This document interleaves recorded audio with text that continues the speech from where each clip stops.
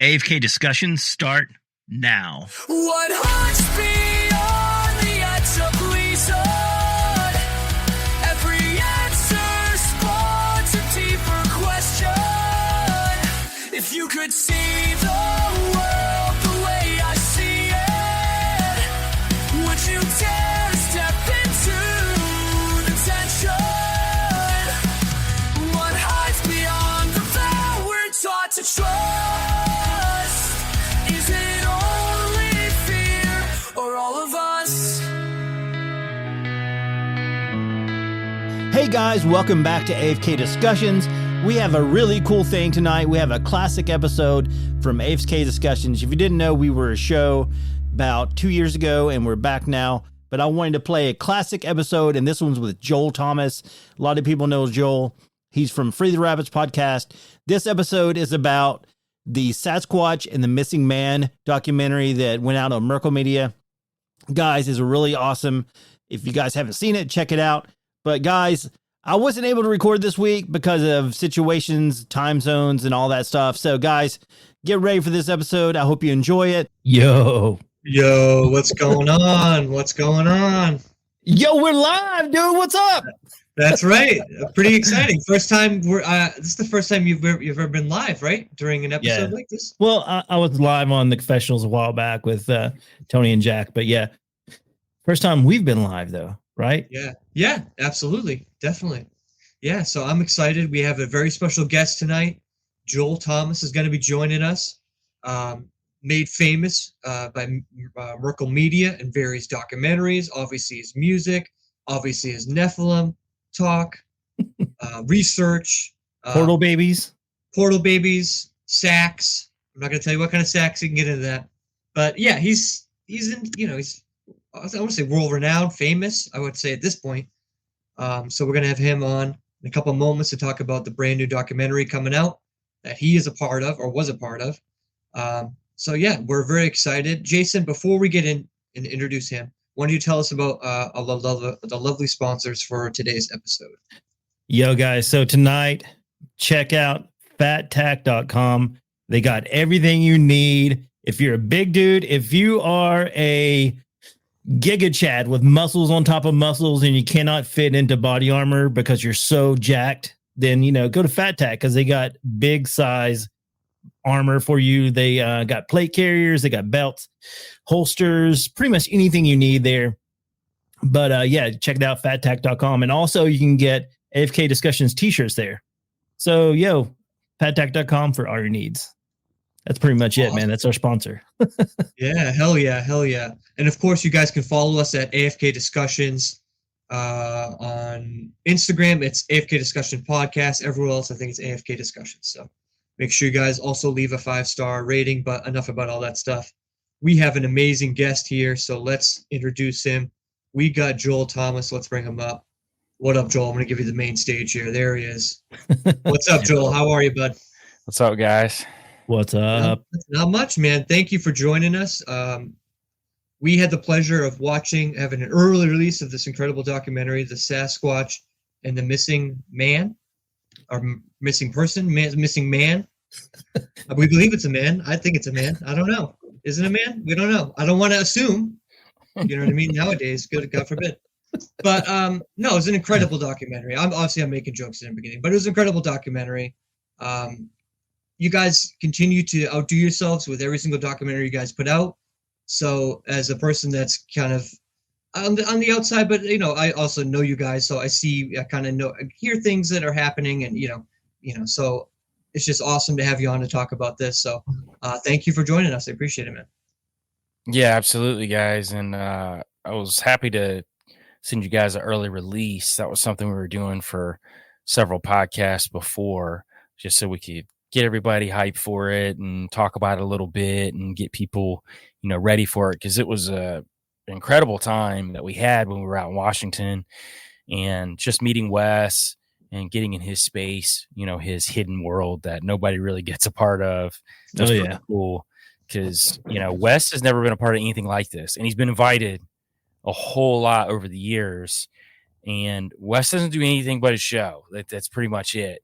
And every now and then he might show up at some live event, but generally speaking, if he does, he's just showing up as everybody else. He's not showing up as somebody that's, Wes Germer.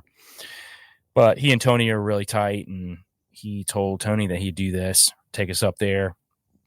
It was a lot of fun. It was interesting seeing him back in the area because he hasn't been back there, at least in that spot. Like, he's definitely been to the national park, but he hasn't been back to that spot in a long time. And getting him back up there, and you can even tell in the film, he's pretty nervous. And he definitely wouldn't go out there with us at night. He said we were pretty crazy for doing that. That was back at his house. He said, man, y'all are crazy. He's like, I'll be honest with you. But we hear that every trip we go on from people who are eyewitnesses to certain areas. They think we're nuts. So it's, it is what it is. I mean, some people are built for it and some people like to do it. And I'm one of them. So I like to have a blast. And generally I'm the one they sent out by myself. So I enjoy that. I like going out by myself. I feel like I like to give these things an advantage, or at least a perceived advantage, because I feel like they're going to try to do something more if I'm by myself in these situations, which they tend to do. And they did on this trip as well. And some of that I can talk about because it's not on the film. So I can talk about some of that weird stuff that happened. Yeah, and that's actually one thing I did want to mention too, because I obviously, I film a majority of my things I do by myself too. Right. So I think there is something to the fact of being out there, either in a small group or by yourself. I think by yourself is even more so. You're just kind of like out there in the open. So like you're definitely a bigger target, and I think you're right. Things are more willing to definitely interact with you if you're on your own, more so than if you're in a huge group and that sort of thing. So I think that's definitely a kudos to you for going out there for sure. As a person that does go out there by themselves, it does take a lot of courage to do that, and especially when you hear the stories, like, you know what I mean? It's like one thing, it's like, it's like, oh, this place is haunted. Oh, okay, cool. But like, you hear the story about like, the things that are happening in this area, and it's like, there's a little bit more going on here than, than just, voices in the night, we'll just say. So yeah, when you're going in, just Wes's story alone, going somewhere in that area by yourself alone I mean, that's crazy. So kudos to you. And yeah, we would love, I know I'm going to speak for Jason here, but I think we would love to hear about what happened when you were on your own. Yeah, real quick though, man. I was watching it with my family last night. We were watching the film together, and my son was like, "Is he crazy?" I was like, "Who, Joel?" I was like, "Maybe." I don't know. He's brave at least. I don't know. Is that the first question of the night, Jason? Yeah. Are you crazy? It's funny because when you go and watch the film afterwards, you forget about a lot of stuff you say in the moment and what's happening. Because, we don't play anything up to the camera. We're just, who we are, and, it is what it is. So, and when it was cut and edited, it was ready to go. And I watched it when it was finished. There's a moment where it flashed to me, and I'm like, I'll go out there by my damn self. So It's funny. Every trip, there's this moment where I say something like really crazy, and everybody always laughs afterwards because they're like, yeah, there's Joel. That's typical. But I didn't even think about it in the moment. I was just jacked to get out there. And yeah, it just kind of happens. But I'd forgotten about that until I watched the film. I was like, oh, I forgot I said that.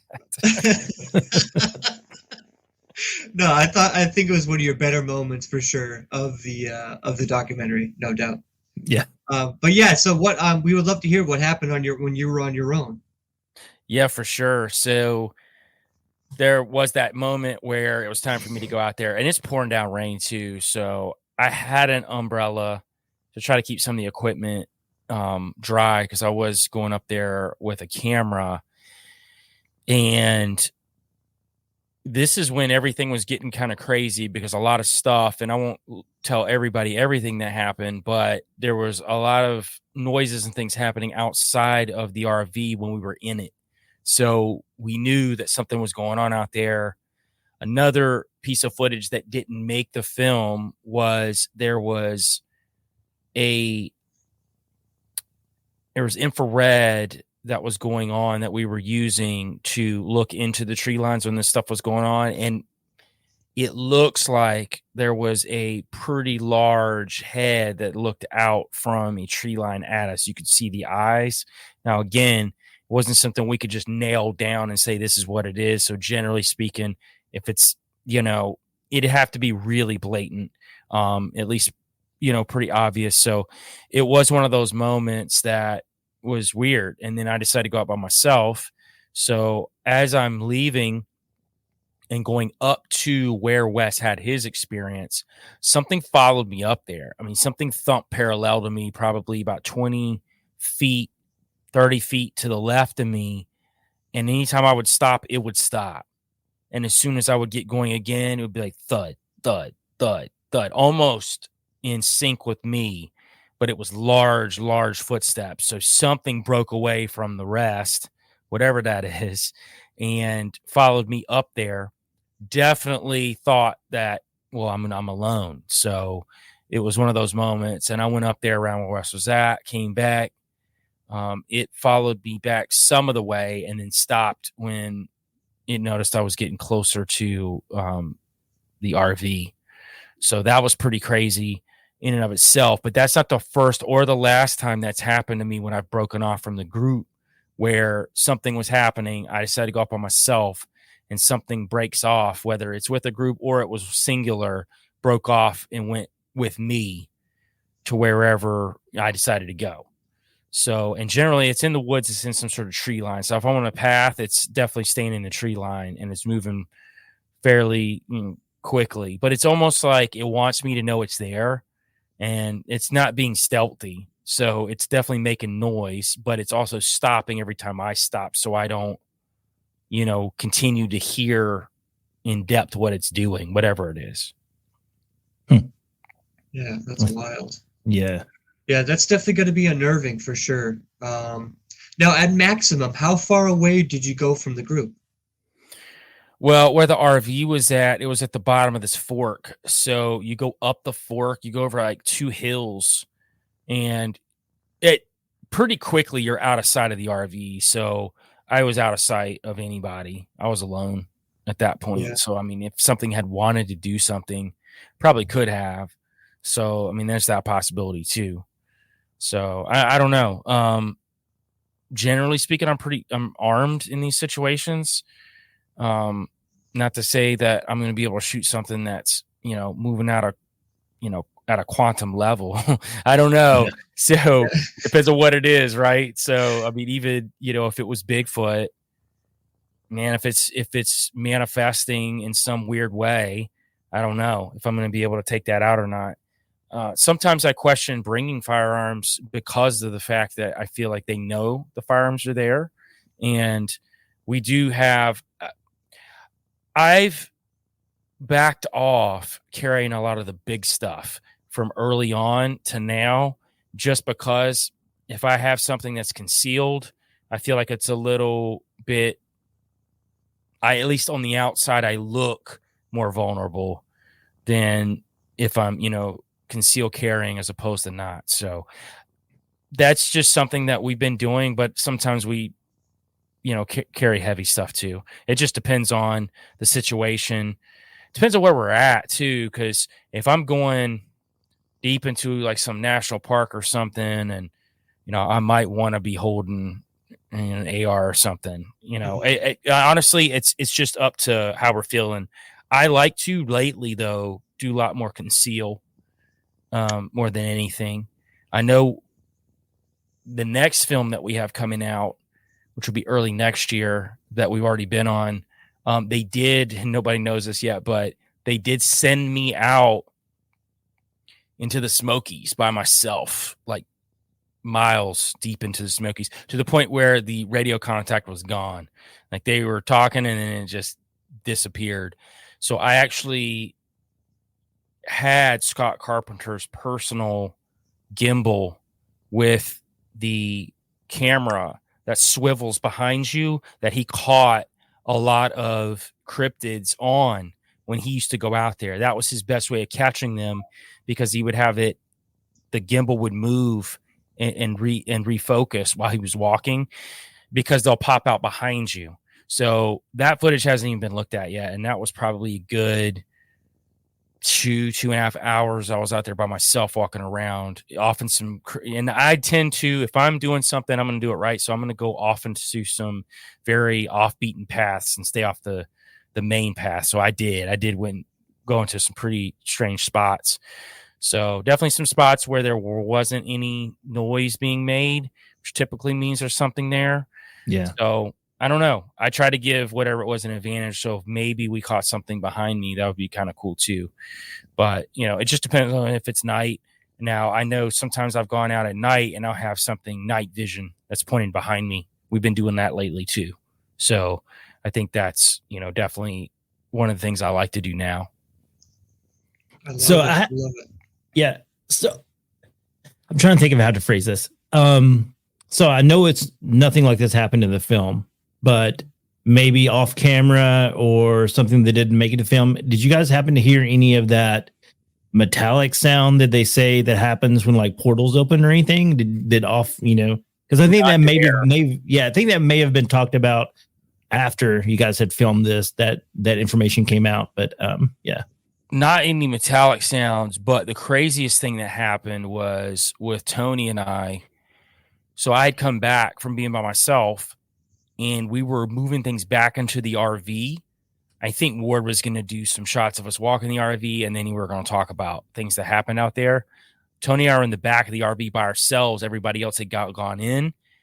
And the best way I can describe it is Tony and I felt a growl. Not heard it, but felt it. It was like what you would consider infrasound. So something growled so guttural and deep that it vibrated us while we were out back of this RV. So Tony looked at me and said, "Did you hear that?" And I was like, "Nah, man, I felt that," because it vibrated like the very core of me, but it was loud, but it vibrated us. And it's typical of what you hear of Sasquatch being able to speak using like infrasound, being able to vibrate people. They're speaking at a different frequency. So that was very weird. I've never had anything like that happen in my life. So that was probably one of the weirdest things that didn't make the film. There was no cameras out there at the time. Tony laughs. He's like, "Man, stuff always happens when the camera's not on or whatever." And I know people think it's a cop-out, but honestly, I just believe that these cryptids are that smart too. I think they understand technology, especially if they're using quantum physics or they're moving in and out of time and space. It's a little different. It doesn't listen. I think Bigfoot's been around a long time. Do you not think that they've gotten smart over time and watch technology? So I think the people that can't wrap their minds around that are people that think that Bigfoot is just some missing link, just flesh and blood, and they can't wrap their minds around this quantum realm, which, by the way, organizations like CERN talk about openly. There being parallel universes and everything that goes along with it. So this isn't something that science, at least mainstream science, doesn't talk about. They do talk about it. So to think that there aren't things that can move in and out quickly, I mean, I think that's one of the ways that Bigfoot can disappear. That, along with, I've definitely taken on board this spider crawl situation, which you're hearing more and more about. Mm-hmm. There was a person here in Ohio recently that had one do the same thing. I do think that's a quick way they can drop out of the line of sight. I think when you see one and then it disappears, they just drop down in the spider crawl. And think about it, when they drop down the spider crawl, what people have witnessed, they're moving around on their toes and their fingers. So that's an easy way to lose footsteps, to not have footsteps where people can follow you too. So I just think maybe it's a mechanism that maybe all versions of Bigfoot are able to do. Maybe we just don't know a lot about it because of only a few people had seen it, but now more people are more open about talking about this weird thing that they do. Yeah, that is definitely weird, which I had heard, about in the past, but I mean, the way the lady describes it, I don't want to go into the way she describes it just in case. But I was like, wow, that's I never thought about it that way. That's she weird. Won't even say that it is a Sasquatch. Like she won't use those words because she can't wrap her mind around what she saw. But we just attribute it to a Bigfoot because of the way that it moved and the way that the one moved when it was with Wes. But let's not forget when Wes had his experience, he saw 3 of them. So one of them was what he would consider a juvenile. And when it was in the tree, it was glitching. So it was glitching around like almost like it was moving in and out of some parallel dimension. Mm-hmm. So it was real glitchy, and maybe, you know, juveniles are learning how to do it. They don't know yet. They don't have that full on ability mastered yet, like Bigfoot, like grown Bigfoot would have. So Yeah. that's just my opinion. That's just a theory I threw out there. I was like, maybe because of the heightened situation, the juvenile was freaking out, probably excited. You know, dad standing there like bluff charging this truck. He's probably seen dad rip people apart. And I don't even think that all Bigfoot are super aggressive. You know, I know all the missing 411 stuff, and I'm not saying that there aren't Bigfoot involved with it, but I do think there are different versions of Bigfoot. And I think you might have what I allude to, like meat sack Bigfoot that are created by the government that host entities to guard spaces. Those would probably be aggressive at all times because I don't think they're what we would consider a Sasquatch, at least the creature Sasquatch. And you might have tribes of Sasquatch that are a little more aggressive, like they talk up at the red-haired ones. But I do typically think that ones that are aggressive, you're in their space, you're in their environment, and maybe they're just being territorial. You know, especially like a male Bigfoot, you're in his space. There's his wife, and there's his small kid glitching out. He's probably freaking out. Yeah. Man, you brought up the meat sack. I told you earlier, I was like, I totally want to get into that, but that we can wait for a minute. Yeah. Something that kind of it's off, definitely off the film, way off the film. So I did help do the recreation of the Wes's story. So when we were filming after that, you know, we encountered something kind of strange. What Tony likes to call the predator sound. Yeah. That still, man, it still freaks me out. I still think about it all the time. And I know when we went back in the woods, you kind of were off ahead of us. Did you hear anything? Because I didn't really talk to you afterward. Did you hear anything weird or anything when you were out there up and ahead of us? Not when I was out there. And I heard the sound. Tony and I butt heads about that. Yeah. I think it's a frog. That's just you think it's a frog? But that's because I generally feel something weird when something is weird, and I just didn't feel anything at that point. I'm not saying it wasn't. Yeah. He did interview Justin from Cripples of the Corn, and Justin said that it could be a shoebill, which are like mini dinosaurs because they make a very similar sound. He said there are shoebill that are traded on the black market as exotic pets, and sometimes people can't take care of them. They let them go, and that's how they end up in these weird places in like Tennessee or whatever. He said it might have been a juvenile. It wasn't no damn shoebill. That's what I told Justin. I was like, man, nah, I killed him too. I hit him up right after that. I'm like, man, I wish it was a shoebill because I love shoebill. They're like my second favorite animal. So I love shoebill a lot, but I don't know.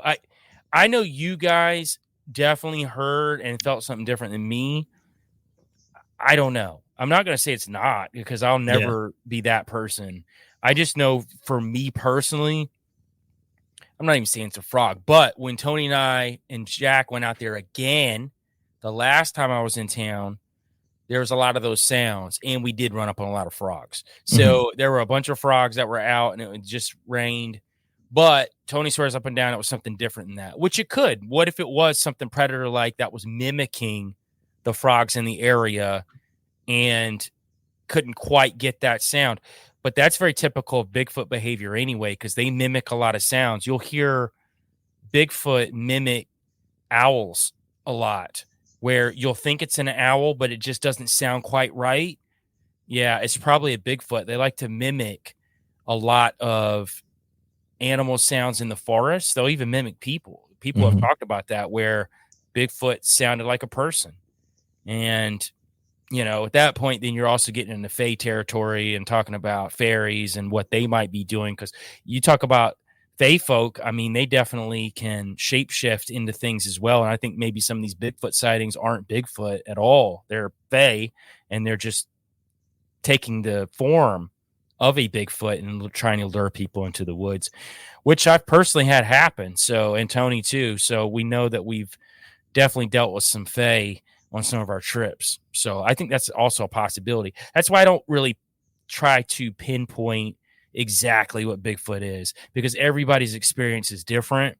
And you can't say this experience isn't true just because it happened differently for this person. It's like the people that see Bigfoot walk off a cliff, but like walk down, and they're still walking, but they're walking at a, 90-degree angle, something weird, and it doesn't make sense to you. Well, I don't know, but it doesn't make it any less true. And I think that's where we get real divisive in the community about what something is, because you got the guys that are just flesh and blood, and they get super angry at anybody that questions anything outside of that. But it's like, you weren't there, man. You don't know. So you can't say that person who's not on drugs, not drunk, anything, happened to see something. Maybe their mind's playing tricks on them, but not every single person. And there's been too many cases, way too many cases that have come out over the years, decades even, of just weird things that don't make sense. Orbs following Bigfoot and grays, just why are all these things hanging around each other? You guys are asking those questions. Yeah, man, totally. So I want to go back real quick and just tell you what I heard. Because so Josh and I, when we were in the truck, we heard the frogs. And the first time Tony came over to us, was like, I heard something weird like the Predator. And so Josh and I were like, it's just frogs. We heard the frogs out there. But whenever after we were done filming, we were standing around the trucks, what I heard there was completely different than frogs. It sounded like it was up in the trees, like coming from deep in the forest, but really loud. And I was like, that's no frog. It's so loud, So that's just my take on it. That's what I heard. I'm open to it. I just don't think that I was privy to what you guys were exactly hearing, but I was with you. So I heard when you were hearing stuff. I just don't know if I could place it like that. Yeah. Maybe it's just because I didn't feel weird with it. So my mind was already, and maybe that's what it was doing. It was tricking me too. So I don't say that it's not. I just like to push back on Tony a little bit on that one, just because it's just one of those few times. But there's been times where I've been like, man, this is it. And Tony's like, man, I didn't feel nothing either. So it doesn't mean that it's not, or you guys didn't have an experience just because I didn't. I don't know. Yeah. To me, I can't pinpoint it down enough to say that was so clear and evident that it was different than any other sound that was happening at night. To me, I couldn't do it, but I'm no frog expert either, man. Yeah. So. Yeah. It sounded, if it was anything, I would say it would be like a woodpecker or something rather than a frog. What I heard. Maybe, but it was night, so a woodpecker shouldn't be out, Right.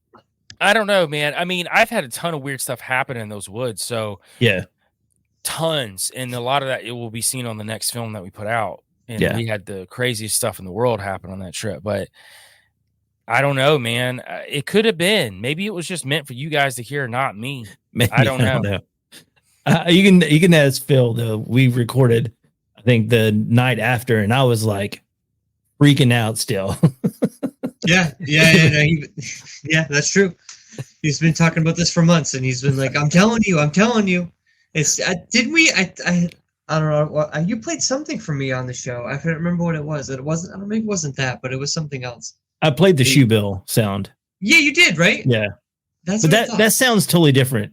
It sounds more like a machine gun. Yeah. the shoe bill. Well, it's the juvenile though. If you play the juvenile, because that's the one Tony's like, no, it sounds a lot like that. So that's the closest thing that they've been able to find.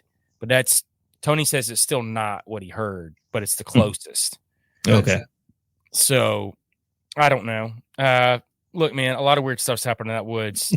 It could have definitely been something weird for all I know. I mean, I've definitely seen some wild stuff in those woods. Yeah, man. I mean, I've heard the stories. So And I can't wait to hear them. I do want to say that Colleen says that she likes your attitude about that, Joel. I'm not sure what exactly she was referring to. It's probably from a few minutes ago, but hey. Also, Joel, if you want, I got a question from the fans here.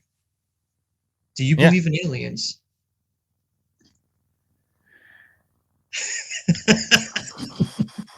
I know it's a complicated question. Maybe meat sacks might be involved. I give it the possibility. I don't know everything God's created, so I'm not going to say that it's not definitively. I will say this. The caveat is, why do every single one of them look like us? You would think in this vast universe that they would somehow look different. And every now and then you hear about an alien race that does, and I'm like, that's probably real. That might be a real one. There's a literal alien race that looks like they're crab people. And they look like giant crabs. They come off of ships, and they just mine stuff and take away. They're not taking people. They're not doing anything to people. They're literally just getting some resources and bouncing out. I find that more realistic. Giant crab people aliens than grays. And I just do, because the grays and all their spawns off, all the spawn offs, the Nordics, the Pleiadians, we can go down the list. There's like 9 different ones. You could even rope in the Draconians, whatever. They're all are like bipedal. They look like humans in some way. Got noses, eyes, and they all say the same thing. We're the evolution of you in the future, or we're the advancement of you. We're the next level of what you're going to get to. Let me help you get there, to this, tap into this spiritual existence. Let me show you the way. And it's always negative. It never ends well. It's always ends in some butt play. It never ends well, guys.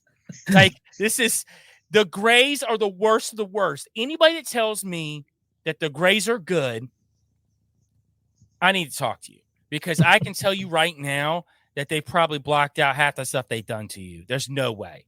The grays are the worst. They're absolutely the worst. Great. Nobody I've ever heard has had like an ending with grays being good. That's just a fact. So are you asking me, is there a possibility of alien life? Absolutely. I'm not one of those guys that says they're all demons and they're all this and that. There's no way, man. I don't know what everything's God's created. There's absolutely no way for me to say that. I just find these specific ones to be probably not. They're probably some negative entity, some negative thing. I'm just being honest with you. The grays, yes. Pleiadians, absolutely. The Nordics, they look like us. They're just like taller with like blonde hair. And it's like, yeah, you're a freaking Nephilim, man. I know what you are. Like, come on. Like, you'll find people that are deep into the New Age philosophy that find these aliens to be some form of enlightenment, because they tap into this crown chakra or their pineal gland, the third eye, and they tap in with these entities. These entities show them how to evolve their minds. It never ends well. Mm-hmm. I don't care what any of them say. It never does. They generally have a lot of issues that surround all of that. I mean, you talk about CE5, You got that going on. I mean, man, these guys are out there doing rituals and basically chanting to bring these entities in. Come on in. That's what they're doing. They're going out in the desert or going out in these places to lure these entities in. That's why these UFOs come and dance in front of them or on camera, which I've seen plenty of the ReAir stuff where there's pictures of grays and all this stuff. I mean, it's all real, but it's not aliens like you think. It's interdimensional. That's what I think. And I think that these entities are real in some format. I just don't think they're what they're telling you they are. It just is there's too much negativity surrounding it. And my biggest thing with generally when you hear these stories, they're always leading you away from God. Generally, they always have these conversations. And I've heard so many countless stories about how they'll bring up the fact that Jesus didn't exist. If he didn't exist, why are you talking about it? Why is it a thing? If you're so evolved and you're at this next level of the next level, that shouldn't even be a conversation piece. That's a piece of history that's not true. Why are you bringing it up? Yeah. Nobody can answer that question to me. Well, they can, but it doesn't make any sense, the gibberish that they're saying. So that's where I'm at with it. It's a loaded question. Do I think there could be aliens? Absolutely. I just don't think the ones that are in our face all the time are really aliens from another planet. I just don't think they are. I think they've already been here. I think they're what people would consider, or the Gnostics would talk about, the archons and just demonic entities, fallen entities, however you want to word it. So many different versions of what that could be too. I don't think every gray is the same. It's just like Bigfoot. I think some of them could be entities, outright etheric. I think some of them have a flesh and blood type of thing to them as well. There's so many different possibilities, but that was a long way to get around the question, Phil, of yes, I think there could be, but I don't think a lot of them are. I think it was well explained. I think it was a great answer. So no, I think it was awesome. So yeah, I appreciate that, Leo, for that question. That's awesome. Man, so much to get into. I will say about the documentary, how does this documentary stack up to the other documentaries you've done? I'm sure by this point you've done a few now, so like every documentary probably has its own feel. Just kind of how's this documentary been compared to the other ones? Just in your opinion. I think we're learning the formula more and more as we go, like how we want to do it. And every film gets better. Production-wise, it gets better. And the way that we do it is getting better and better. I mean, you'll see a huge jump from this film even to the next one that we did when we were traveling all through Kentucky and Tennessee. So you're going to see a massive you'll see every time we do a film, it goes up because we're learning how we want to produce these. And we do keep that authentic element when we're out there alive. So that's part of what we want to do. We don't want to make this like a film where it's scripted.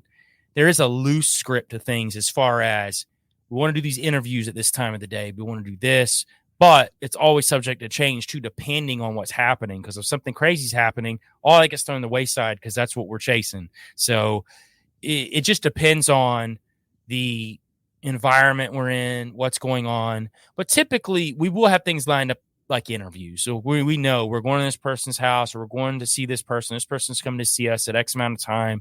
We're going to get these interviews because this person's had an experience, or they can take us to a place where some weird stuff's happened. There was a lot of stuff left on the table from The Shape of Shadows.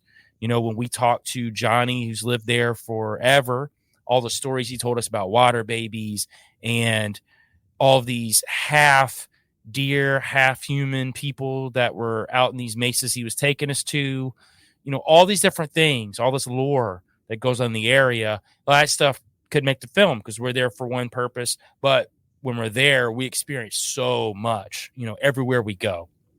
We end up seeing a lot more than the film can contain. You're just getting like the major highlights of our trip and the major big things that happen. But I would say every trip's gotten better, and I think it's only going to go up. I was just talking to Ward earlier today. We've got several projects that we're looking to put out within the next year or so. Even outside of some of the main films, we've got other documentaries. I've got one specifically I'm not telling anybody about yet, but I'm working on with Ward, and I'm going to be hitting a bunch of different states, and it's going to be a wild one. So we're working on that. Ward's got one he's working on. Tony's got some more ideas that he's bringing to the table. We've all got a bunch of stuff that we're working on, and, we're definitely going to bring to the forefront. But to answer your question, Phil, the difference would be we're just getting more and more comfortable. We're also getting more comfortable in each of our roles and like what we do when we're out there. Tony and I have got a new thing that we do on these trips. Then that started on this last trip that we did. I go off alone a lot, but one thing we want to start doing at least once in each location is Tony and I both to go off alone. And that's one thing. And honestly, it really paid off this last one, because that's when the craziest stuff happened, is when Tony and I were alone in the woods together. So, stuff happens. We just try to shake it up, but we've got a little bit more of a formula now. Everybody feels real comfortable with what they do. And, we got a new camera guy that is phenomenal. Joe, he's been great. So he works really well with Ward. So we've got a really nice format. But I would say from production wise, Phil, it's only gotten better. And you'll see that on this film too. Yeah, I love that. I always like that kind of stuff, like the behind the scenes kind of aspects of, how people work together in documentaries and film stuff, being a person that also makes like videos and stuff. I always find it interesting, the process and, how that changes and evolves, I'm sure, as you go along. And like you said, I think when you start doing it more and more, I think it becomes easier because everyone kind of knows their role. Everyone knows what's expected of them, and that kind of stuff is kind of made easier. And then as you go along in your documentaries, and already know all that stuff, and so your guys are comfortable with one another and stuff, and it just makes it for an easier record and easier all around. You know what I mean? Because you're all right then and there. So where do I want to go from here? Should we go into Nephilim, or do you want to talk about the documentary? Maybe one more question about the documentary, just to maybe plug that a little bit more. Jason, do you have any questions about the documentary specific? I have questions, but that's I don't want to ruin the documentary, so I can't ask it. I will say this for anybody that's listening. We do have a very interesting piece that we caught on a camera, and we do have a biologist come and break it down on the film, and it's still left up for debate what it was, because it was a weird time of year, and even his biological explanation, what it could be, is still odd for that time of year when it happened. And I'm glad we've got a guy like Justin who's, on the team-ish. We always joke because, he and I both live in Ohio, and I hang out with Justin a lot. He's a cool dude. And it's nice having a legit biologist you can go to with some of this stuff, this footage, and you can always rule out anything in the animal kingdom or bug life or bird life, whatever. You can go to him and say, what do you think?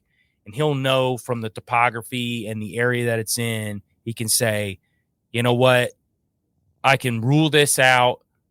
And the good thing about Justin is he's also a believer in all the weird. So he definitely believes in the fae folk and Bigfoot, and he's had his own experiences with Bigfoot. So he knows Bigfoot exists, and Dogman and all the stuff, and parallel dimensions, everything else. So, but he also has that schooling, that basis of biology to understand that, hey, you know what?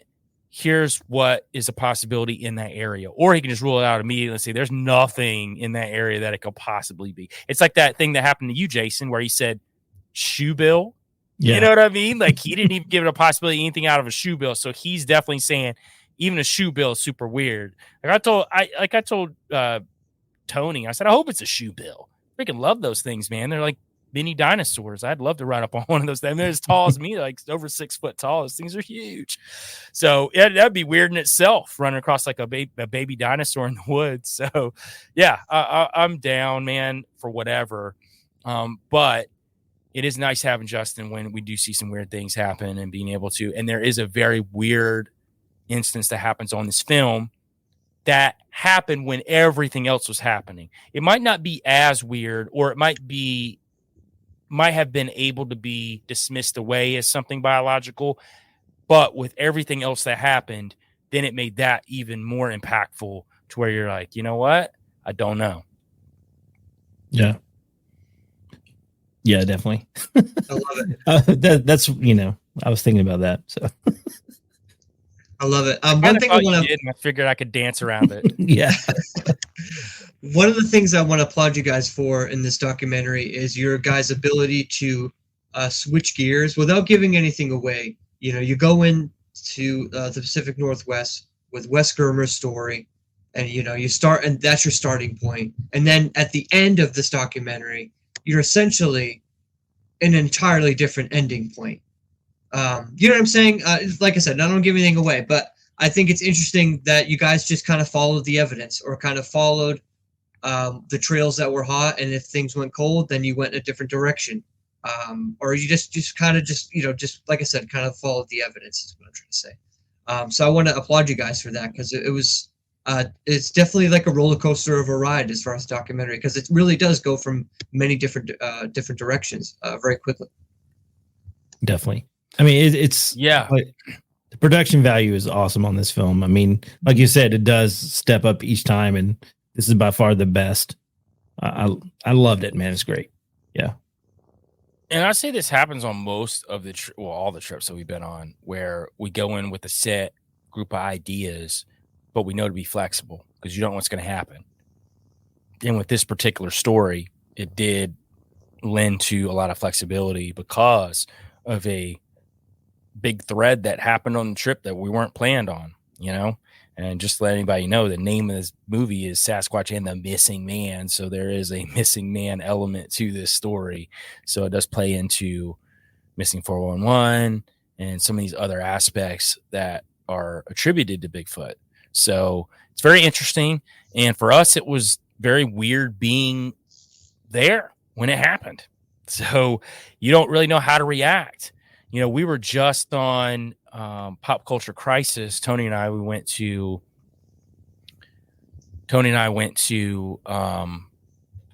DC, and we were up there talking to them. And Mary asked us, she said, I just got to know, okay, so why did it take you so long to report the missing man, which I can talk about a little bit. And I'd explain that in the film, you're seeing it as a whole. Like, we just know this is a missing man, but you got to understand, we weren't there in that area the whole time. We were all over Washington. So we were there one time with Wes, went back out there at night. Then we didn't return until about 4 days later. So that last night we were back out there. So we weren't out there multiple nights like that. It just so happened that we bookended the trip like that. And by the time we got out there again, we're like, okay, this thing's still here. We need to report something. We did. So I think at that point, and you don't know. The other thing I was trying to explain to her as well was, guys go up there to live off the grid all the time, and they'll work trades, which this guy worked a trade, and they'll just go up there. You see a campsite, you see a lot of other things with it, and you think, okay, maybe the guy just went to work, or maybe the guy walked off. You don't know. You can't pinpoint it. But I think after X amount of days and we knew something wasn't right, we need to at least report it, even if the guy was still around. You don't know. Yeah, definitely. Like I said, I thought it was definitely the most interesting thing about the documentary is just like the twists and turns it kind of takes along the way, which is, I think, kind of the first time one of these documentaries have really done that. Whereas the other ones were kind of like very, pretty much, laser focused on what it is, and that's pretty much what it is. So I think it's definitely makes it interesting and different, because you don't really know what to expect. There's the teaser there of the missing man aspect, but there's a lot that could go into that. You know what I mean? So before we get too far off the documentary, I did want to share one of these comments here. Colleen said, originally from Oregon and now in North Idaho, wondering if Joel thought of the amazing Pacific Northwest. I'm sure it wasn't that amazing when I was there. Oh, it was wintertime, right? Was that what the time was? Yeah. Yeah, it was raining, wet. It was snowing the first day we got there, so it was pretty awful. So it wasn't like it was fantastic. So that's what I thought about it. That's exactly what I thought about it. It wasn't great. Now, I'm not saying it's not a great place. We had a great time, but as far as the weather and everything, it was just a rough time of year to go too. So yeah, that's my take on it. Nice. And I think we just have one more question in here, if you don't mind, Joel. You kind of already answered this, but I just wanted to throw it up there. Do you think all aliens are demonic? I think you already kind of answered that, but Yeah, the re-answer it now. I don't think they're all demonic. I think that would be very egotistical of us as human beings. It's just like when people are like, Bigfoot, they're all Nephilim. They all come from a Nephilim bloodline. It's like, come on. Like, there's so many other possibilities. You can't pigeonhole into one thing.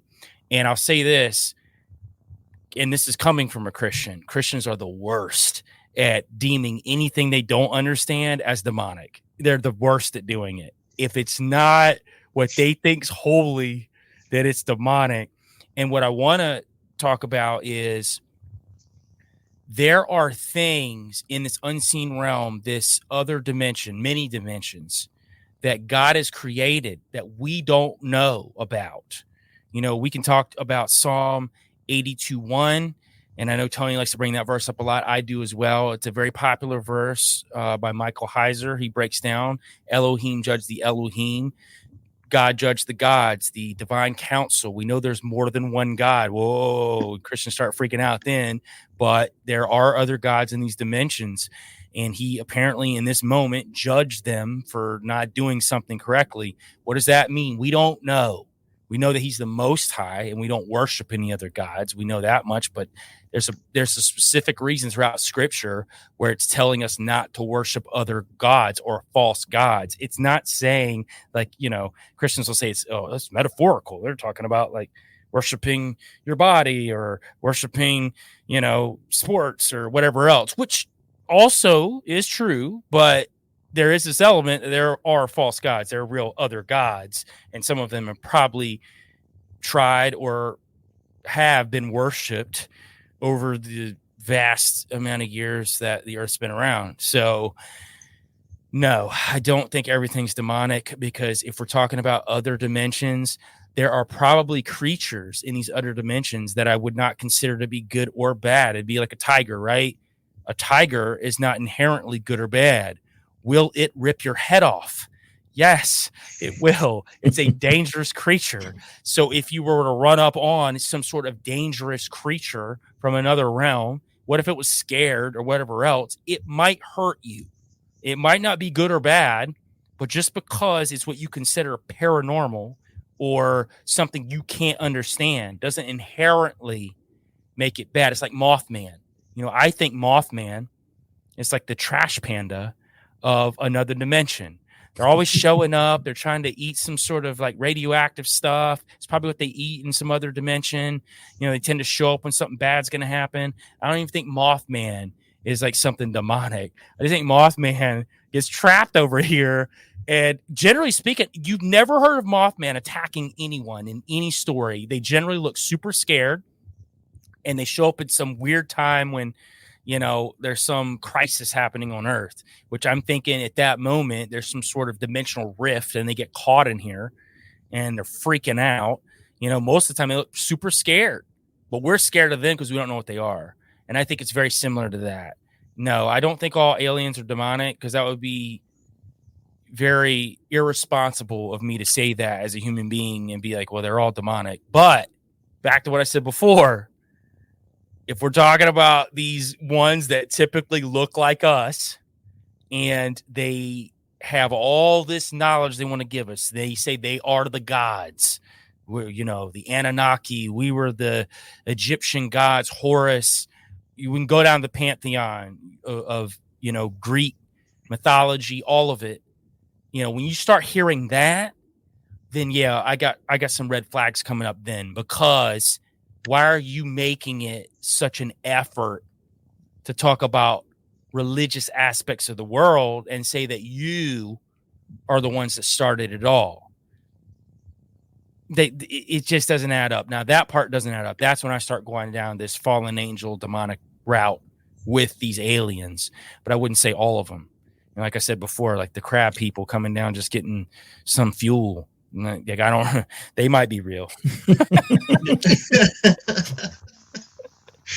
Yeah, probably the most likely candidate to be real. You know what? When you were saying that, I had never really put two and two together or even thought about it. The Greek pantheon and how, there's demigods. Demigods are pretty much Nephilim, half human, half. Yeah. Mm-hmm. So. Yeah, absolutely. You talk about the Titans. Yeah. All Titans, Hercules would be a Nephilim, half human, half god. It's. And you could argue that Hercules was a redeemed Nephilim too, because he did have a redemptive tale that followed his journey. So it's very interesting. You'll see that throughout, and even in the Bible, Nephilim that seem to turn from their ways and do the right thing. So, I mean, again, I'm open to all possibilities. Nothing's off the table with me. I can look at the Bible and know that it's the truth, but also understand that I don't understand all of it, and none of us ever will. People love to quote theologians, their favorite theologian, to tell you that you're wrong. I mean, theologians are just doing what anyone else is doing. They're taking the scripture and they're theorizing on what they think that it means. Yeah. They're just doing what anyone else can do, man. People act like that you have to have some sort of level of, what's a good word for it? Education, biblical education, to be able to speak on scripture a certain way. No, that's what they want you to think. They want you to think that so you don't pick up that Bible and read it for yourself and understand what it says. Yeah. So that's my take on it. Back to, are they all demons? I don't think they're all demons, but big caveat in the big elephant in the room, a lot of them are, especially the ones that are dealing with us. Yeah. Yeah. Are they all? No. Some, most? Yeah, probably. Yeah. I love it. One thing you're going to have to do for me next time you go out on one of these documentaries, just at some point, not to anybody, not to anything, just out loud say, Phil wants to know if there's any puck wedgies here, just at any moment, and we'll just see what happens, I want to see one, man. I want a puck wedgie. I think that would be cute.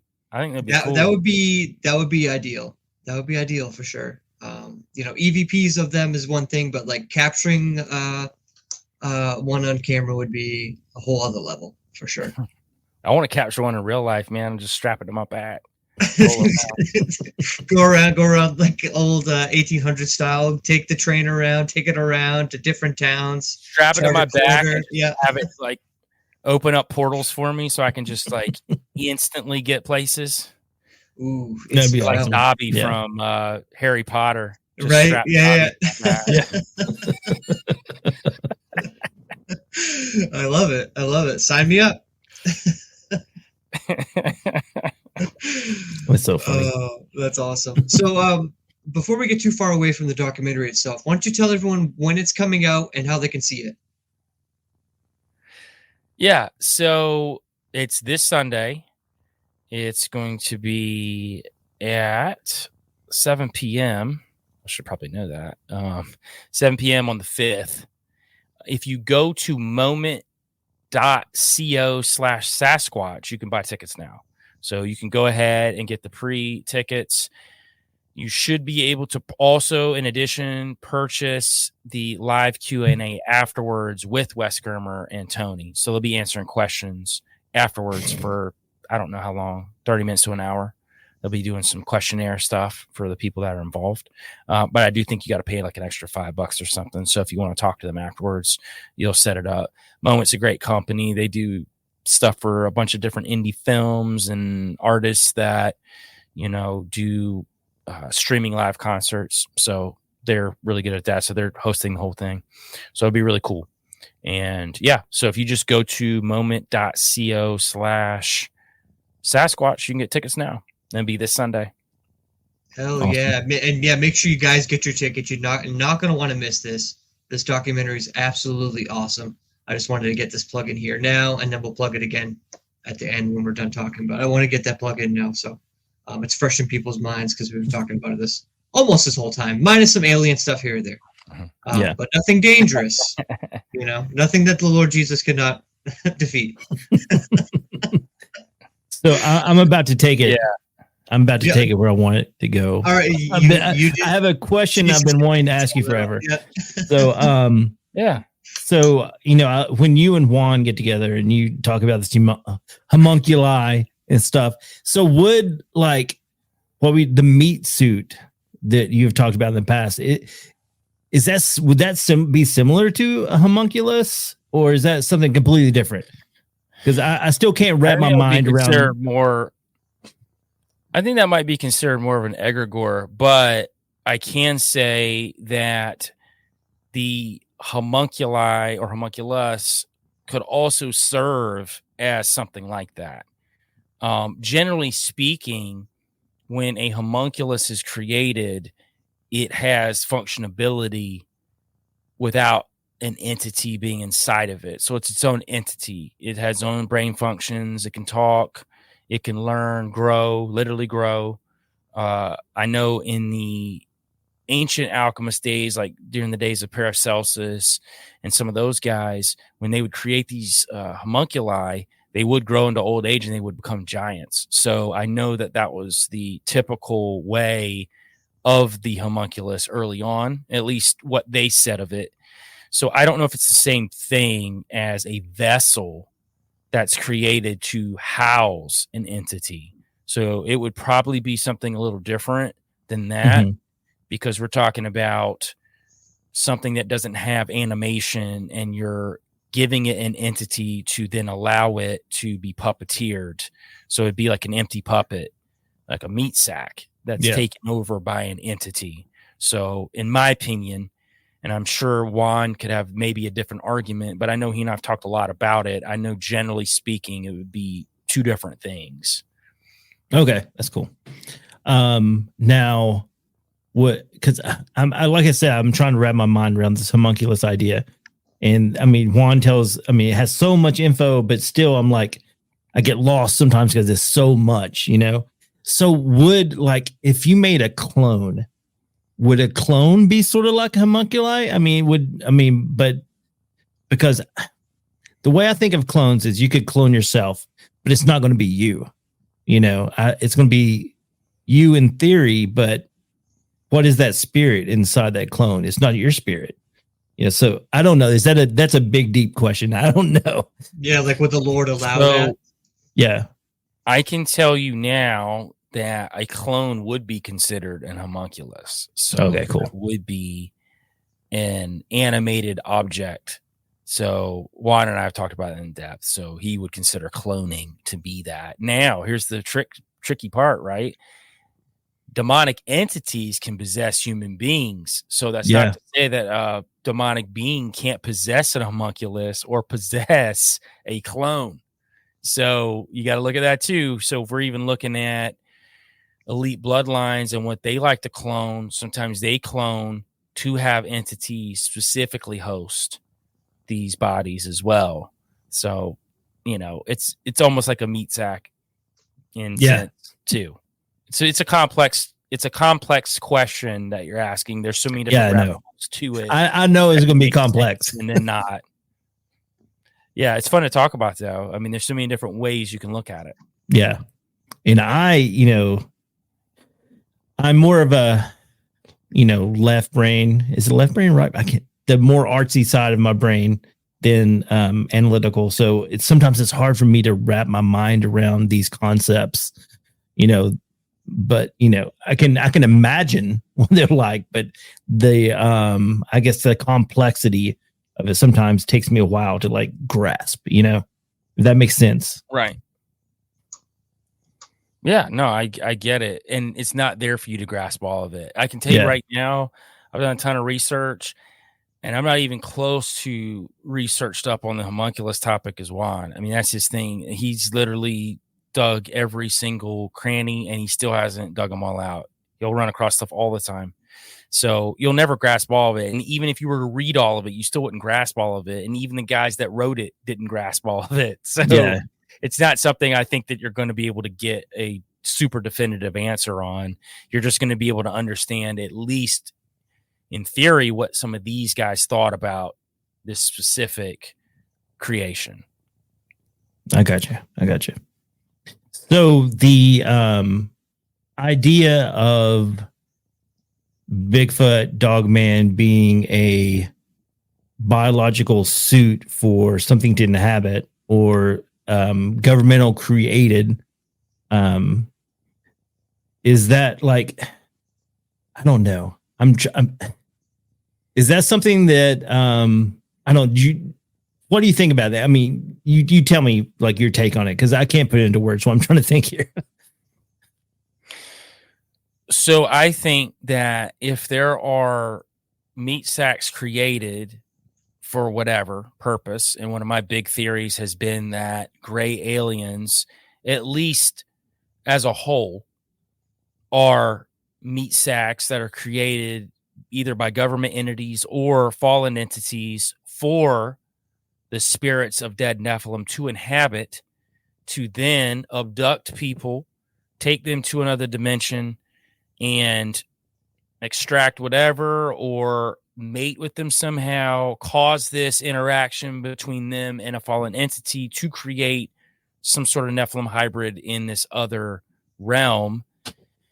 Then you have to put the possibility there that there are cryptids that are created specifically for certain purposes like this.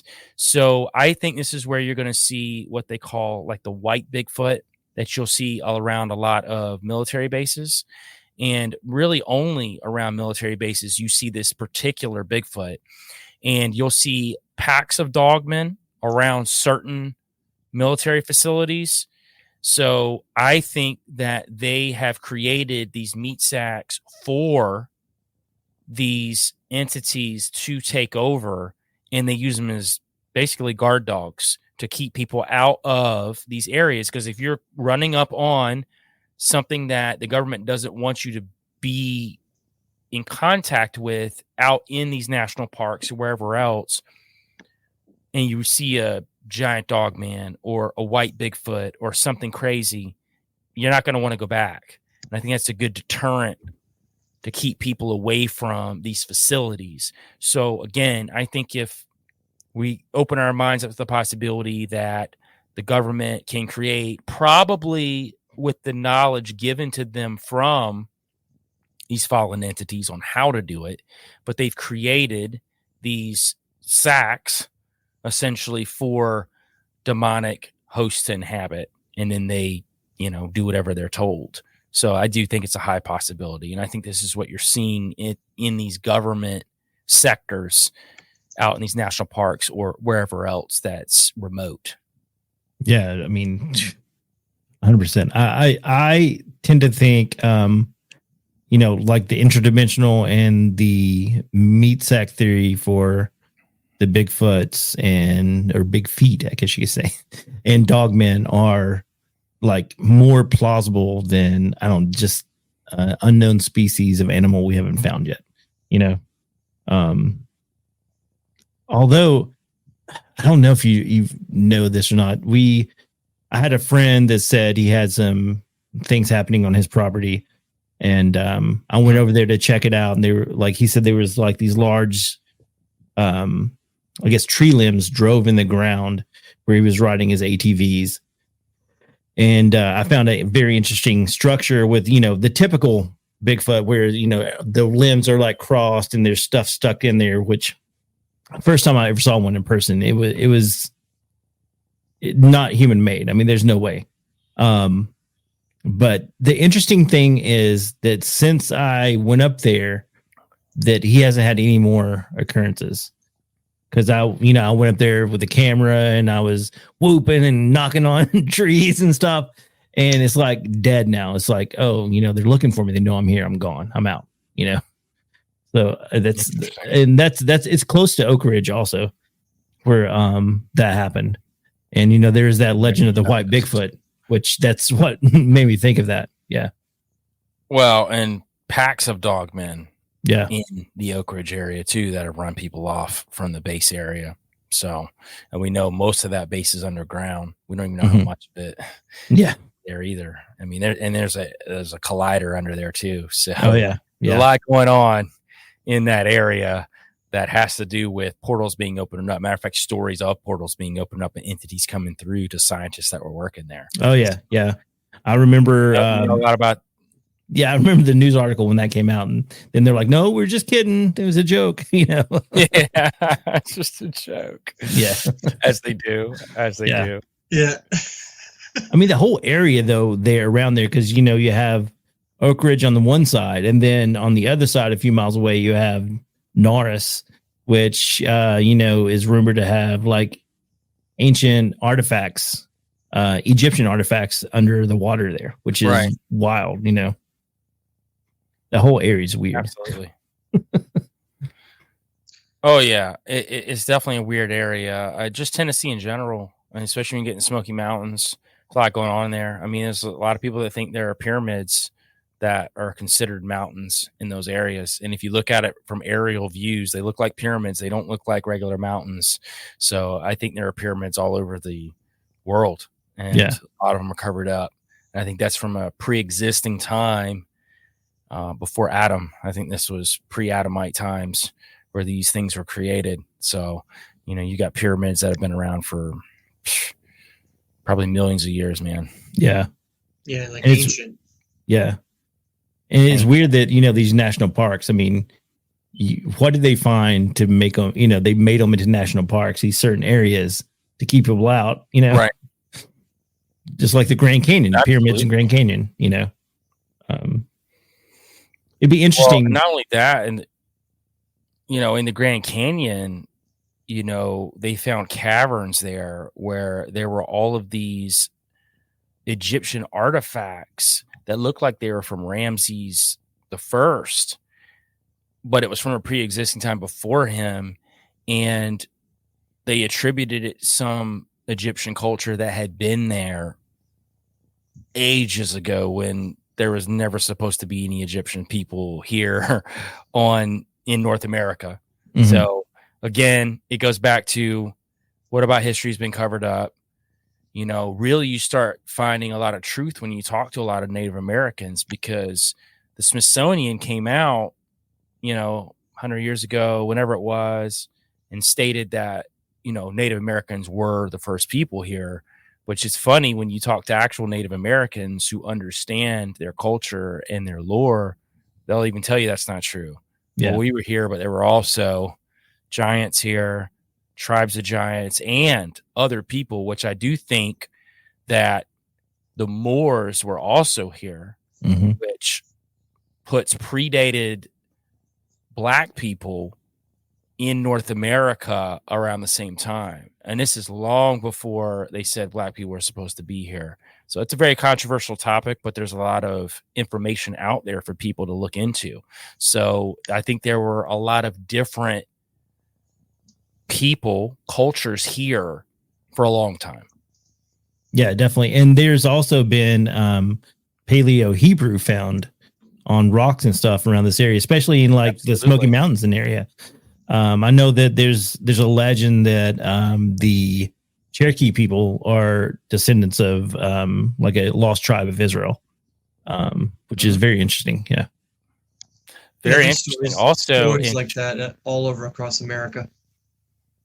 Yeah, there's a Canaanite altar that was found in Chicago and was turned into a water fountain. It's still there, as a matter of fact, and nobody knew it was a Canaanite altar.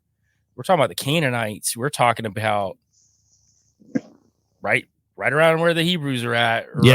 Right in the Middle East. So there were a lot of different. Let's just say that people were moving all over the world a lot sooner than than history wants us to believe. I mean, even with King Solomon, there were items found from King Solomon in South America where he was digging for gold and bringing it back to his temple. So those items were found. So again, it's very interesting. There's a lot of info out there about it. I do think that we don't know a lot about history outside of maybe 150 years. The best we can get to the truth is to talk to cultures that have been here for a long time, that are very open to anything outside of the mainstream, which you'll find a lot of Native Americans are. And that's fascinating. That was one of the best parts about the Shape of Shadows trip, was connecting with the Native Americans in the area and talking to them about what was going on there and their history. And you'll be surprised, man, when you respect someone, when you come into their space, how open they're going to be, because they know that you're also seeking the truth and you're willing to listen to what they're saying. And I'm willing to listen to anybody. I may walk away and not agree with something, but I'm going to listen to you and probably take something away, if not a lot. Yeah, definitely. Yeah. Man. I love it. I do have a random question. Now it's probably like a really big question, and you might not have an answer for it. But I was just kind of thinking about this, because I was thinking about Nephilim and, half human, half Nephilim kind of offspring and stuff. Now, because you've talked about good Nephilim a little bit in other places and stuff like that. Now, do you think that there's a possibility that some of these half human, half Nephilim could have a redemption as far as believing in Jesus as their Lord and Savior? Absolutely. And I think there's biblical precedent for it too. So, and I've done some very extensive breakdowns on this topic. And there is even precedent that David's own mighty men had Nephilim on his own personal special ops army. And you can attribute that to where some of these guys were actually from. And you can say, okay, he's from this area. And when you do the deep dive on where that area was and who lived in that area, it was just giant tribes. There were just giants in that area. So you can tell that these specific people were more than likely some sort of hybrid. And this isn't just my theory too. There are some guys that have done many years longer research than me who will attribute to this as well. Gary Wayne being one of them.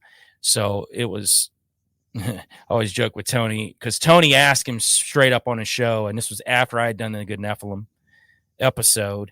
And Gary's like, absolutely. I mean, there's even stories of dogmen having redemption, the cynocephalus, which St. Christopher, which you'll see in the paintings, he has a dog head. The story of St. Christopher is fascinating. He was a mercenary dogman who came in contact with Jesus while Jesus was on this earth. He literally became a Christian. He became a patron saint. They talk about him. And I know people want to say that it was metaphorical, the paintings they were drawing of this guy. But why is he the only saint with a dog head that's shown in multiple pictures? So that has been said even by other scholars, have run across these dogman tribes called the cynocephalus, and they were very smart. They had cultures. They had a way of life. So they had the ability they just weren't deranged like you would consider a werewolf or a lichen, which I do think those exist too, or have existed, and even maybe now. So I think that it's highly plausible, and without me going into too much detail, but one of the things I can talk about it biblically is in 2 Peter, it talks about that Noah was told to preach while he was on this earth. Well, what we know about Noah is Noah was told with his family of 8 to go to the ark because his gene pool was perfect. So that was the reason. He was perfect in his generation, as it says in the Bible. That didn't mean he was perfect in his holiness. His genes were perfect because that was where the bloodline of Christ would come from, because it wasn't tainted. Well, if that's the case, then everyone else was tainted around him. So why was he told to preach the 120 years that they say that it took for him to build the ark? He was offering redemption, offering a path to redemption to God. And I do think that there were some that took this path of redemption even after the flood when the giants show back up. I think it's highly possible. And if you want to get into what people consider the Rh negative blood type, which people have, 15% of the people in the world have, they attribute that to a pretty direct Nephilim bloodline. You're saying those people can't have redemption? What about you, Phil? What about you, Jason? You might have Nephilim blood and you don't know. You don't know what's been all mixed up behind you in the family tree. What, none of us have redemption? That's why Jesus came, because he came to save the Jews and the Gentiles. That was the point, because he came to save everyone. Matter of fact, we could talk about the Great Commission, where Jesus says, what? Go and preach the gospel to what? Every creature. Every creature. So, and when you translate it in the Greek, it means creation. It means everything. So he's telling you specifically to do that. And again, I could spend 3 hours on all the nuances about how that good Nephilim is a high possibility. Even in extracurricular texts, Book of Enoch, Book of Giants talk about it specifically. Mahaway and Gilgamesh have dreams of the deluge coming, of the flood coming. They start freaking out.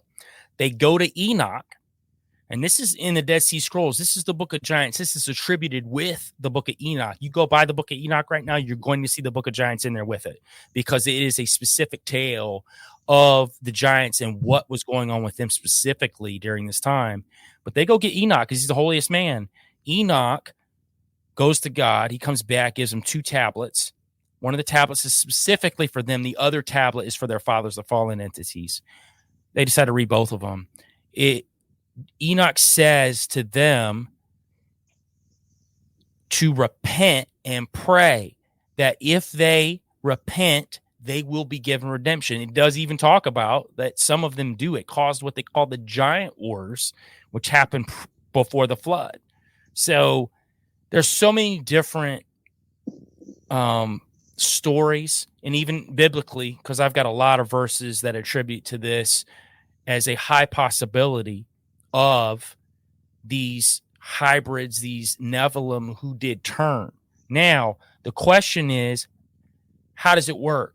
I don't know. I mean, they're not all human, but they're not all fallen entity either. You know what I mean? So we don't know how that works, but I believe that the offer is given, because I think God's a very gracious and loving God, far beyond what any of us would ever be. So I think that if I look at God that way, I have to give it the possibility, man. There's no way I'm not going to, but I have a lot of scriptural stuff to back it up. So the guys that like to throw the missiles or whatever have a hard time when I start breaking down the scriptural aspect of it and say, you can't say it's not a possibility. There's no way you can't.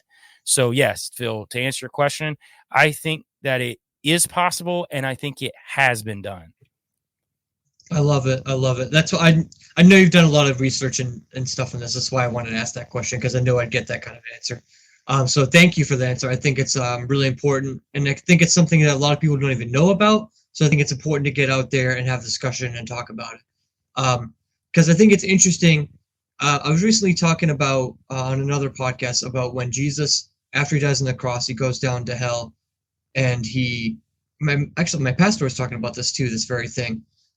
He takes the keys of hell and death and life and all that stuff. And the early church thought that because there's a mention of him like preaching the gospel or something to the people down there. And the early church always thought that just meant, Adam and Eve, because back in those, how Sheol used to work. I don't even know if it still works or how Sheol even works now, because it's the Lord Jesus has died on the cross. Like, I don't know how that all works anymore, but how it used to work is to be 2 different sides, the good side and the bad side.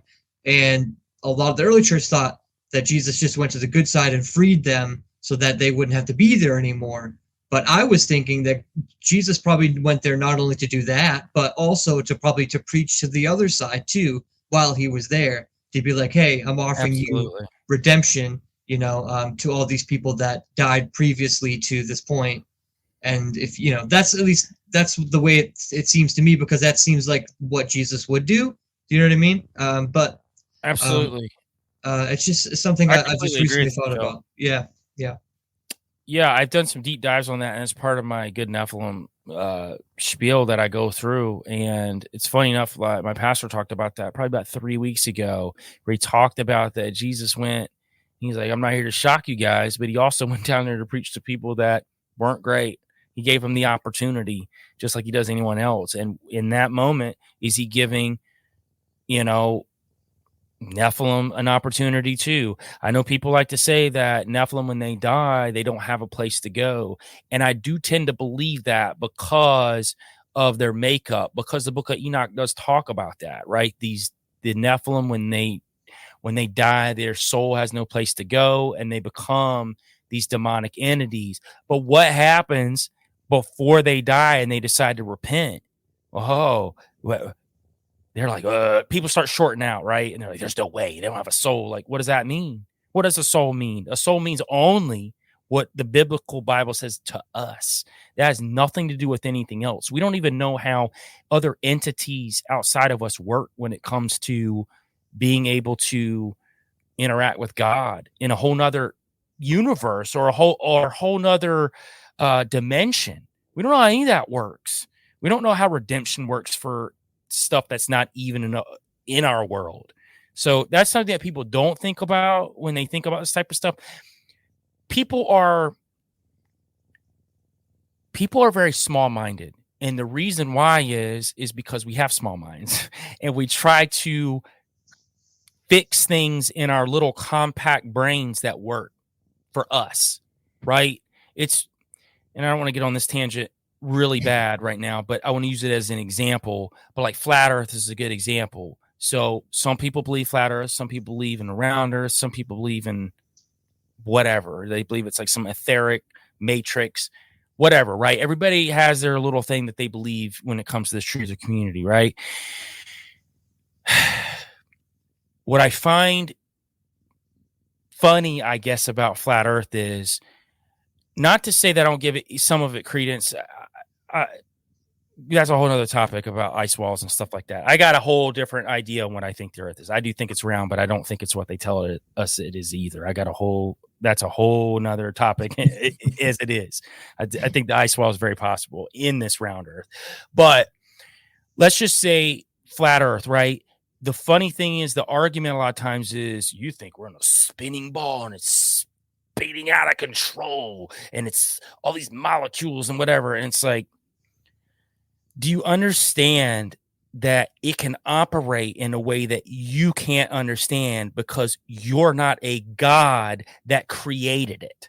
So yes, your finite pea brain of a mind isn't going to be able to understand how all that works, how a universe works. To me, right? And I'm just saying it like this. To me, the possibility of a universe that works in tandem, where solar systems have to move at a certain way, at a certain click, and everything has to move it away or everything's disrupted, is more of an example of there being a God than a flat plane that's in a dome that's very easy for our finite minds to understand, right? And I've seen all the scripture. I've done the flat earth rabbit hole a million times over. And people that say I don't believe in it are like, you didn't dig deep enough. And it's like, well, that's what you say every time that somebody doesn't think like you. I've heard it a million times, man. I've had guys send me literal, I mean, we're talking, I had one guy for like 2 months. He would send me a book in an email about what I needed to read, the verses I need to read, whatever. He had no idea that I'd already done all that. And I couldn't read all the way he was sending me either. Just pre-notice, anybody that sends me long, crazy emails, I'm really not reading it. I'm probably going to read about a little paragraph and I'm done.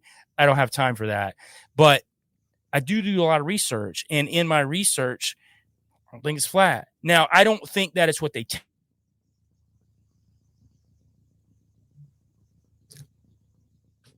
I think we lost your audio. Mm-hmm. Or at least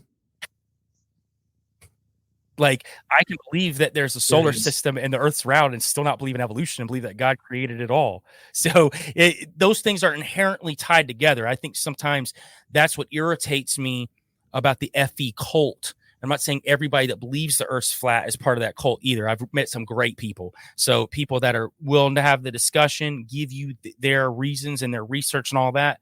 Great people. I have no problem with that. But I would say 80% of that crowd is part of a cult, because if you don't think like them, then they will shun you and then say you're an idiot.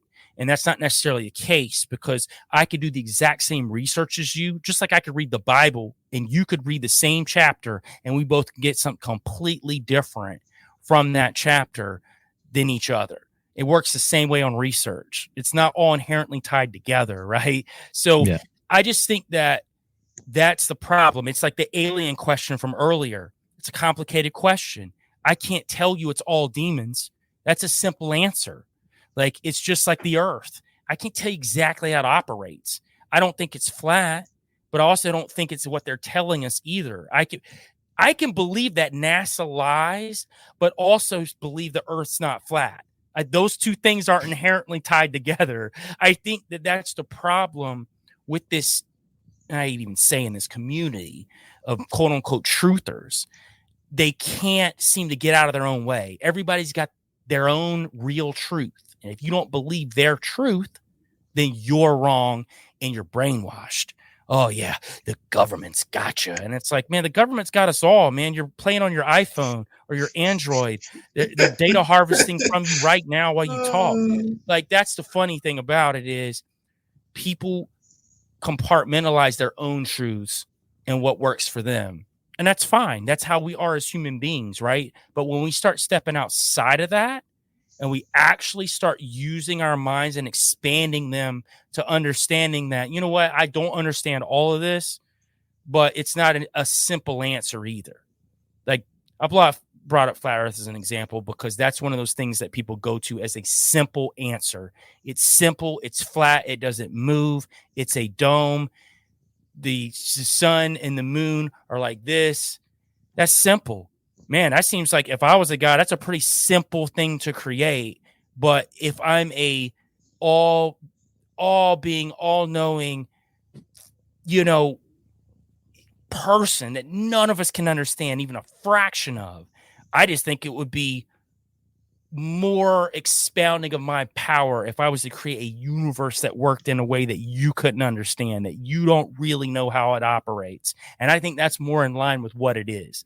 People think that if you believe in the universe, you don't believe that we're the center of everything.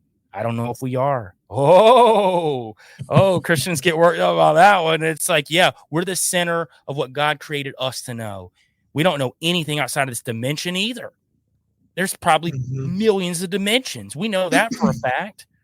We know that from CERN. We know that they're trying to tap into those dimensions. And I tell you, flat earthers will say that. Well, I'm like, okay, well, if you believe that, then you got to give the credence. Maybe the Earth's not flat and stationary. And Yeah, then, right. again, but see, I'm open to the fact that if I was to discover tomorrow that it was flat and stationary, it wouldn't change how I'm moving and how I'm growing and how I'm evolving my mind. It wouldn't change that. I'm still going to be the same person. I still believe NASA lies. I still believe a lot of this BS they're throwing at us is BS. None of that changes that fact. That one thing isn't inherently, your golden ticket to the truth. Again, I just use that as an example because it's one of those ones where I just like, guys, like, expand your mind a little bit. To think that maybe you don't know everything. And that's just one topic. There's plenty of other ones. Mandela effect's another one. People are super cultish over the Mandela effect. There's a lot of people out there that use the Mandela effect as a way to disprove the Bible, because they'll say the Mandela effect changed verses in the Bible, which I don't believe. So at the end of the day, and I've done some deep research on the Mandela effect in the Bible and how, these verses they say changed actually never changed. It was just a change in translation. You can go back to the original Hebrew and those things never change. But there's been a ton of different translations that have happened that have morphed into something different over the years. Mandela, which you got to be careful about, because I was just reading a scripture the other day and I'm like, I don't remember this being this way. And then I look back in the King James or whatever, and I'm like, oh, it's the wording that's getting me.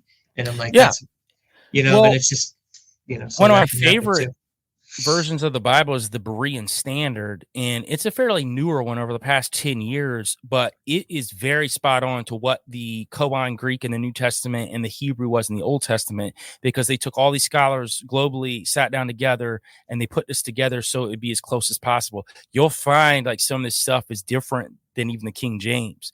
And also, I'm about to say something a little more heretical. Like, King James was not a great person. King James had a harem of men, and there was tons of love letters that you can pull up right now that he wrote to them that were outside of his arranged marriages that he was in. He also was very key in trying to disrupt some scriptures that were against anything he thought would be against his reign, because Jesus, and especially in the New Testament, some of these disciples would talk about how that God is the only kingdom, that his reign is over anybody on earth. So you'll see some disparities there too.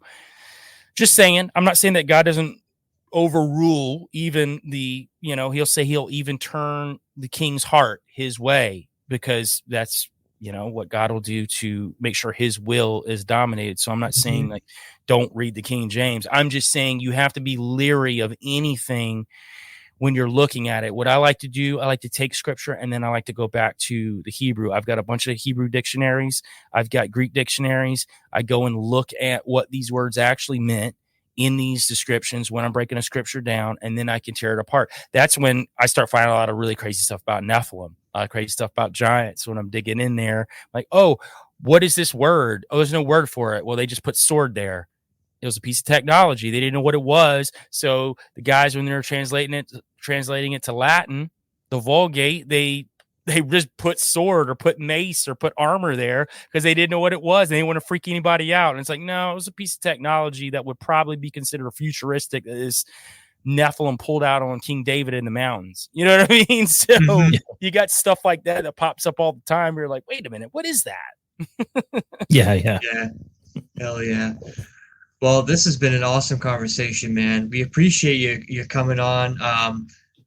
Jason, do you have any last questions you want to bring up? I have the most important question of this episode. Yeah. Out of the big three anime, Dragon Ball, One Piece, and Naruto, which one is the best? I mean, out of those three, Dragon Ball. You think so? Dragon Ball Z, GT, or not GT, Dragon Ball Super. Z to me, because that was what I grew up on, mainly with Z. Yeah. And I just got great memories from Z, Frieza, the Buu saga, that was my jam. Great. Now, if you want to ask me though, what my favorite anime is, it wouldn't be any of those three. My top 5 would be completely different than that. So yeah. Those are just the big three that most people know, especially in America. Might be more mainstream, I guess, but you'll find some other ones are pretty mainstream too. I think Attack on Titan would be considered probably pretty mainstream at this point. That would be my top 5 for sure. Yeah, I would say Cowboy Bebop would be number 1. Death Note is number 2 for me. Really? Absolutely love Death Note. There's not one piece of that I don't like. Even the second season, I loved, because I like how L basically set himself up for, if he was to fail, he had everything in motion to still take Light Yagami down even afterwards. The story is super intricate. It's a fantastic tale of two sides that are equally as intelligent, that are basically trying to take each other out. And it's fantastic. Man, my son and I, we've been watching anime together, and we went back through, we did Dragon Ball Z all the way through Super, which was great to rewatch it with my son, Yeah. We've been through Naruto twice, all the way through. We're doing One Piece right now. Yeah, I love One Piece. But also, man, some of the newer stuff is so good, like Jujutsu Kaisen. Oh my gosh, dude, love it. I like One Punch Man a lot too, and Mob Psycho, and there's just so many, dude, so many. If you're going newer though, one of my favorites right now is Dr. Stone. That's probably dude, favorites. Yeah, so good, so good. Yeah, that's one of my absolute favorites. Fire Force is another great one on the new stuff. Yes, that's another fantastic one. So, yeah, I'm a big anime guy, just a big nerd in general. Oh yeah, me too. Oh yeah, me too. Such a big nerd. This is how big of a nerd I am. Let's grab right here in front of me. It's got a little Luffy. Oh, love it. Love it. But yeah, man, One Piece, I don't know, because I didn't have any interest in watching it, right? And then my son started watching it by himself, and there's just something Luffy, the character, reminds me of my son so much that I think that's why I like it, because he's just like this happy, carefree, pirate guy. It just reminds me of my son. So, your son's a pirate? Yeah, he is. Hey man, tell him to start bringing some of that gold back home. Oh yeah, seriously. Too funny. But yeah, man. It was great to have you on, dude. I know we have been talking about this for literally years about getting you on here, and it never seems to work out, but finally got you on, so it's great. Yeah, man, had a blast. Totally come back on again. Awesome, man. I appreciate it. Awesome. Yeah, why don't you plug that documentary again, and then plug your socials or anything else you got coming up other than that? Yeah. Documentary is Sasquatch and the Missing Man. Comes out this Sunday, May 5th, 7 p.m. Eastern Standard Time.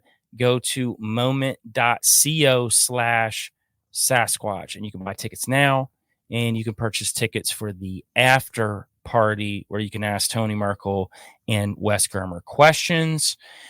I just got a new song that came out called Missing. Matter of fact, Jason did the artwork for her.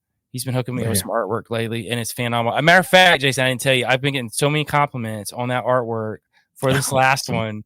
Everybody's like, oh my God, it makes so much sense. The milk carton and your face on it, and it's like Joel Thomas missing. Yeah, that was your idea. I just put it together.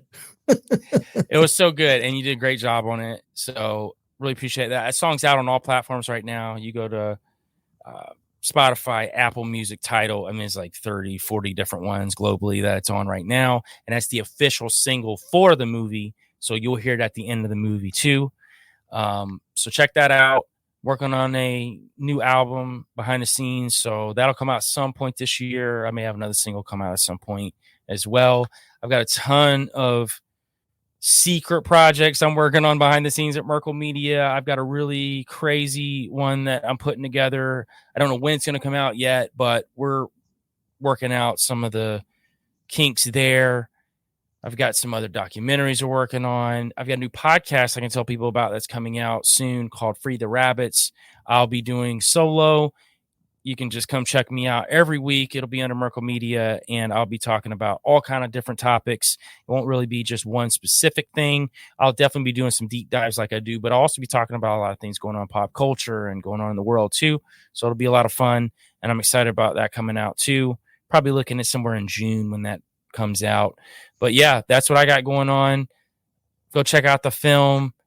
Like I said, Tony and I got a lot of stuff cooking. Ward's got a lot of stuff cooking. Merkel Media's got a lot on the way.